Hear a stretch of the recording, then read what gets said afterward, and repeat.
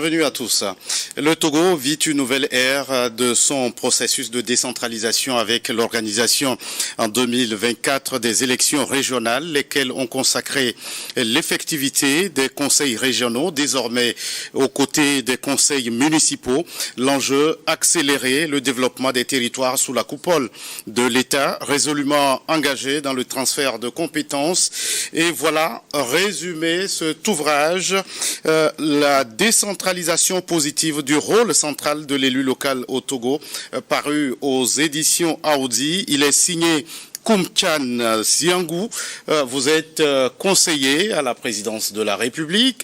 Vous êtes secrétaire technique de la commission de gestion du Fonds d'appui aux collectivités territoriales. Vous avez aussi une autre casquette, secrétaire exécutif de la fêtière des communes du Togo.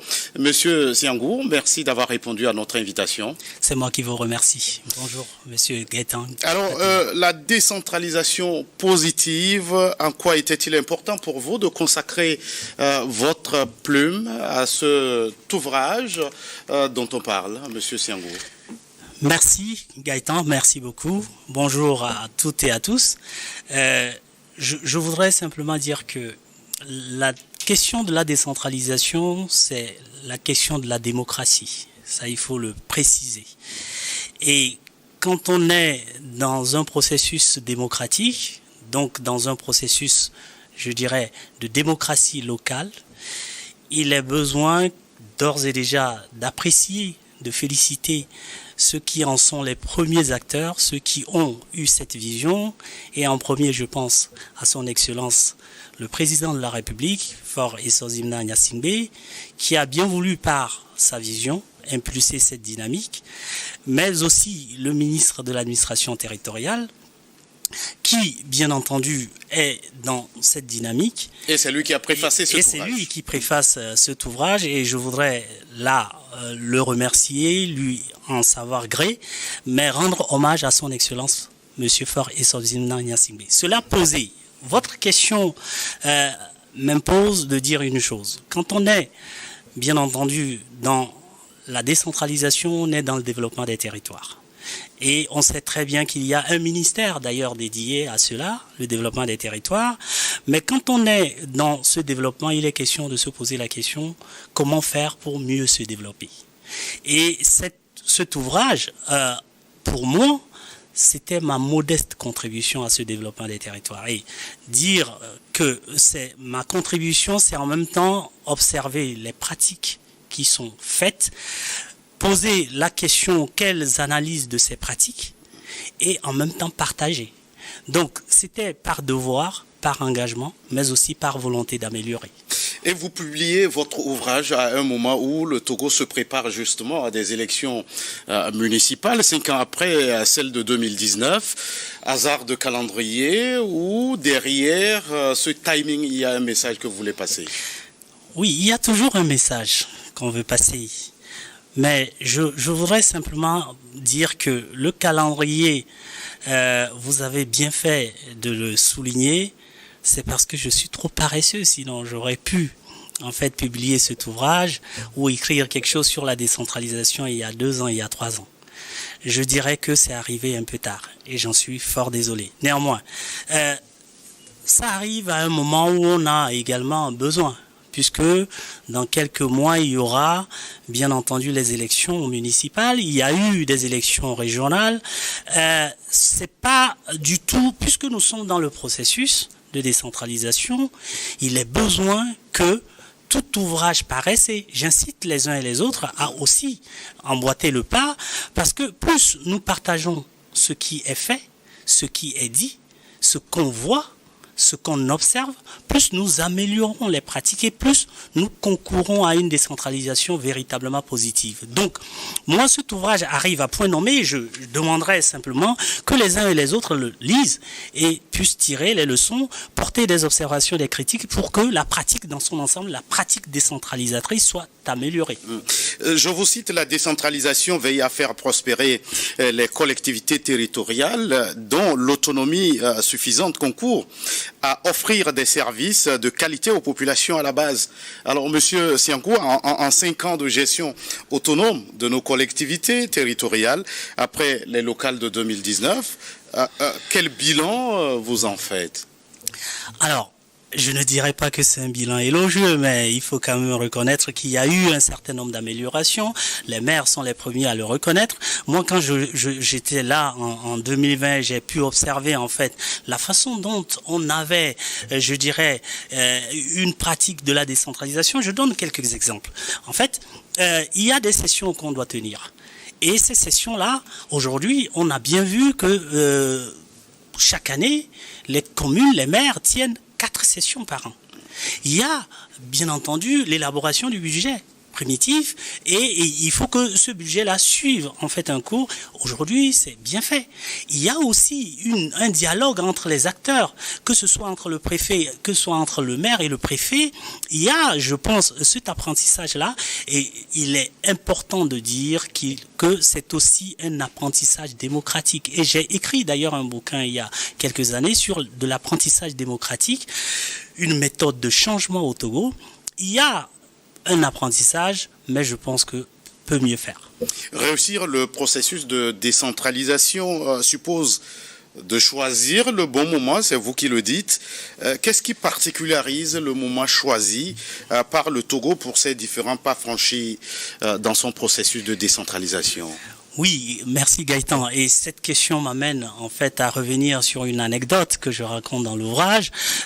En juillet 2022, Monsieur le Président de la République a accordé au bureau de la fêtière des communes du Togo et au bureau du REFELA une audience, malgré son emploi du temps chargé.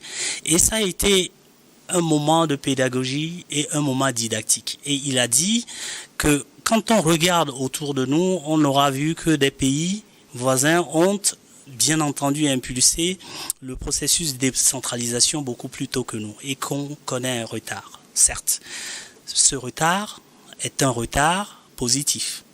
Et je dirais, en intitulant dans mon ouvrage, ça a commencé vraiment à germer dans mon esprit la décentralisation positive. Il est mieux de choisir son moment, et choisir son propre moment, c'est aussi l'expression d'une souveraineté. Et quand on a choisi notre moment, c'est parce qu'il fallait apaiser en fait les tensions, il fallait pouvoir expliquer, il fallait aussi avoir ce qu'on appelle la capacité politique de maintenir, d'accompagner ce processus. Et c'est ce qui a fait qu'il y a eu un retard, mais un retard qui nous a permis de démontrer que l'État est prêt. Encore faut-il maintenant que les collectivités territoriales suivent. Donc, moi je pense qu'il faut toujours aller sûrement et lentement. Vous faites là un distinguo entre collectivité locale et collectivité territoriale, entre le localisme et le territorialisme, où se loge notre décentralisation? Oui, notre décentralisation se loge très clairement dans, je dirais, le territorialisme. Et je fais ce distinguo pourquoi? Parce que dans la conceptualisation de la décentralisation, il est important de faire cette distinction conceptuelle, parce qu'une collectivité locale est fondée sur tout ce qui est de l'ordre, je dirais, sociologique, alors qu'une collectivité territoriale est dans une dimension économique. Et vous aurez vu que aujourd'hui on a des outils, le PDC. Au niveau des régions, on aura ce qu'on appelle le plan de développement régional. C'est des outils de planification, donc de management. On aura ce qu'on appelle le marketing territorial. Et c'est ce qui est en train de se mettre en place autour des communes. Et les régions ont obligation, puisque leur devoir absolu au niveau des régions, c'est impulser au plan économique le développement. Donc, il doit avoir impérativement le marketing territorial avec une envie assez claire de développer les territoires. Donc, les collectivités territoriales doivent comprendre que et le marketing territorial et la dimension économique et tout ce qui est planification commande, je dirais, la décentralisation et non autre chose. Donc, la différence entre collectivité locale et collectivité territoriale, c'est que les collectivités territoriales sont dans une avancée, dans une impulsion socio-économique. Et c'est ce que nous faisons au Togo. Et sur quel pilier devrait se baser ce marketing territorial, puisque en vue, c'est le développement des territoires? Exactement. Alors, je pense, et c'est là que je souligne en fait le rôle du maire, tout comme le rôle du président du conseil régional, c'est d'être à la fois manager et entrepreneur. Alors, le marketing territorial, d'abord, faut-il penser à un diagnostic. Et le diagnostic territorial demande de connaître quelles sont les potentialités de son territoire. Et quand ce diagnostic sera fait, ça doit être partagé, le diagnostic. Ça veut dire que la population, les acteurs économiques, les acteurs de la société civile doivent connaître, comprendre les richesses, les faiblesses de leur territoire, en faire, je dirais, un document, et de ce document pouvoir aller aussi solliciter, que ce soit les bailleurs de fonds, que ce soit les acteurs et l'État en premier, pour qu'ensemble on construise un territoire dont le développement doit être un développement harmonieux et intégré. Et à cet effet, il est besoin que ces acteurs aussi mettent en place les outils, je dirais, d'accompagnement, de suivi et évaluation, ce qui permet d'améliorer, de voir les écarts et de pouvoir les améliorer. Monsieur Siangou, le meilleur partenaire d'une collectivité territoriale, c'est avant tout l'État. C'est vous qui l'écrivez dans votre ouvrage. Il arrive qu'on note des relations, je dirais, exécrables entre les autorités décentralisées et les autorités déconcentrées, méconnaissance des limites des prérogatives de chaque acteur. Oui, je dirais que le conflit participe de la dynamique du développement. Et je saurais dire quand même une chose, quand on est au début d'un processus, il est normal qu'il y ait des incompréhensions, des frictions. Moi, je ne trouve pas cela grave. Ce qui est important, c'est de connaître en fait les limites de ses compétences. L'État, c'est une chose. Les collectivités territoriales, c'est une autre. L'État doit impérativement accompagner ces collectivités territoriales. Le maire et le préfet a pour rôle de faire le contrôle de légalité. Le maire doit comprendre que il y a l'État. Alors, au tout début, les relations humaines font qu'il y a un certain nombre d'incompréhensions. Je pense qu'il y a une évolution dans ces conflits, dans ces relations, mais je pense impérativement que le rôle premier d'une collectivité territoriale, c'est de prendre pour allié, pour, je dirais, acteur de coopération, l'État. D'autant que, parlant, je dirais, de l'accompagnement de l'État, l'État fait beaucoup dans le domaine des financements des collectivités territoriales. Et en qualité de secrétaire technique, j'en sais quelque chose. Il y a des dotations qui sont faites et les efforts qu'a fourni l'État jusqu'à présent, c'est mettre plus de 33 milliards de francs CFA dans les communes. Cette année, il y a les régions qui sont arrivées, il y a 4 milliards derrière. Alors oui, monsieur Siangou, ce que vous dites, ça pourrait ressembler à une goutte d'eau dans un vaste océan de besoins de ces communes, et vous l'avez souligné depuis leur effectivité. Les communes se sont dotées des plans de développement communaux, les PDC. Pour le financement des différents projets, il faut des ressources encore et encore. Comment gagner le pari de la mobilisation de ces ressources? Oui, Gaëtan, merci. Vous pointez du doigt en fait une situation qui, me semble-t-il, doit consacrer en fait pour les collectivités territoriales leur véritable autonomie. La faiblesse de nos collectivités territoriales, et Dieu sait que c'est pas uniquement l'apanage des collectivités territoriales togolaises. En fait, ça se voit partout, même en France, que je connais. Et le Togo, aujourd'hui, l'État particulièrement fait des dotations aux collectivités territoriales. Ça ne suffit pas. Il faut que ces collectivités territoriales mettent en place les outils nécessaires. Et on parlait d'ailleurs de marketing territorial. Mais il est besoin que aussi ces collectivités territoriales aillent vers des partenaires. Ça veut dire que la coopération décentralisée doit être un facteur aussi de développement, de mobilisation des ressources. Au-delà de tout, les citoyens doivent comprendre que leur contribution est majeure puisque la fiscalité participe d'ailleurs du développement des territoires. Quand vous êtes au marché et que vous constatez que votre marché n'est pas propre, que votre marché n'est pas bien construit, ce n'est pas seulement l'État qui viendrait construire cela, c'est vous aussi. Quand on vient vous demander de payer en fait des taxes, il faut y aller. Et c'est là que le civisme fiscal intervient. Et aussi, nous ne devons pas négliger. Quand on dit qu'une collectivité territoriale est pauvre, la question est de savoir si on a fait une cartographie de toutes les potentialités de cette collectivité territoriale. Et c'est là que vient en fait qu'on vient faire un travail, le travail de connaître son territoire, d'identifier en fait tout ce qui est ressources, qu'elles soient minières, qu'elles soient en fait, je dirais, humaines, et pouvoir dire, moi, sur mon territoire, voilà mes forces, voilà mes faiblesses, comment je transforme mes forces en faiblesses. Donc, la mobilisation des ressources, ce n'est pas l'affaire seulement des élus locaux, c'est l'affaire de tout citoyen. Et dans ce contexte, vous dites l'élu local doit être un entrepreneur territorial. J'ai envie de vous poser la question, comment dressez-vous son profil? Très bien.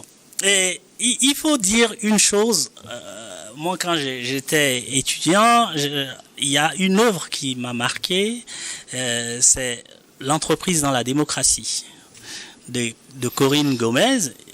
Et ces deux auteurs démontrent que pour qu'il y ait démocratie, il faut impérativement l'entreprise. Les deux se tiennent et ça va de pair. Alors, qu'est-ce que ça souligne au niveau des collectivités territoriales? Un entrepreneur, c'est celui qui crée une entreprise, une organisation pour du profit, pour de l'argent. Mais derrière, il emploie et il aide un territoire à se développer. La dimension entrepreneuriale de l'élu local et particulièrement du maire ou du président du conseil régional suppose qu'il doit pouvoir vendre, il doit pouvoir, et le produit, son produit, c'est son territoire. Parce que quand on est entrepreneur, on a un produit.